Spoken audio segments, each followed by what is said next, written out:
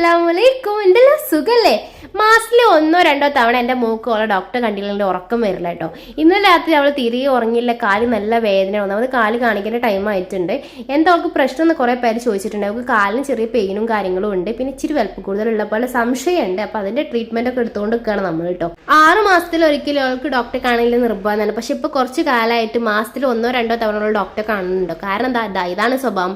പൊട്ടിത്തെറിപ്പിൻ്റെ ആശാത്തിയാണ്. ഓടാനോ ചാടാനോ നമുക്ക് പറ്റില്ല, എന്നാലും അതേ ഓള് ചെയ്യാൻ പാടില്ല എന്ന് പറഞ്ഞ കാര്യങ്ങളാണ് നമ്മൾ മക്കൾ ചെയ്യുക.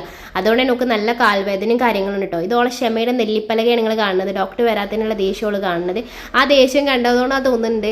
ഓളെ ആൻറ്റി എന്ന് പറഞ്ഞാൽ എൻ്റെ കൂടെ അവിടെ വർക്ക് ചെയ്തിരുന്ന സ്റ്റാഫാണ് കേട്ടോ.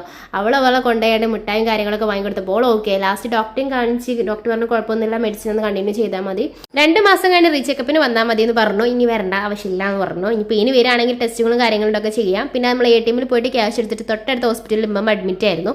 ഉമ്മമാനെ കാണാൻ പോകുമെന്ന് പറഞ്ഞു. ലിഫ്റ്റ് കണ്ടാൽ പിന്നെ ഞങ്ങൾക്ക് കുറച്ച് കോപ്രായങ്ങളും കാര്യങ്ങളൊക്കെ ഉണ്ടാവുമല്ലോ. അങ്ങനെ അത് അമ്മമ്മക്ക് സർപ്രൈസ് കൊടുക്കാമെന്ന് പറഞ്ഞാൽ എൻ്റെ മകളെ കയറി പോയി. പക്ഷേ അമ്മമ്മ സർപ്രൈസ് ആയില്ല കേസ്. അങ്ങനെ അമ്മമാരുടെ അടുത്ത് കുറച്ചെല്ലാം ചൊല്ലിയിരുന്നിട്ട് അവിടെ ഉള്ളതൊക്കെ തിന്നാളൊക്കെ തിന്നതിൻ്റെ ശേഷം നമ്മൾ നേരെ വീട്ടിലോട്ട് വിട്ടു. ബൈ ഞാൻ കാര്യം പറയാം, ഇത് ഞാൻ നോമ്പിന് മുമ്പ് എടുത്ത വീഡിയോ ആണ്. പക്ഷേ എനിക്ക് റമദാൻ 1-നാണ് ഇത് അപ്ലോഡ് ചെയ്യാൻ കഴിയുന്നത്. കാരണം എൻ്റെ സിറ്റുവേഷൻ അതായിരുന്നു. അങ്ങനെ നിന്റെ മരുന്നും കാര്യങ്ങളൊക്കെ വാങ്ങിയതിന് ശേഷം നമ്മൾ വീട്ടിലോട്ട് പോകും.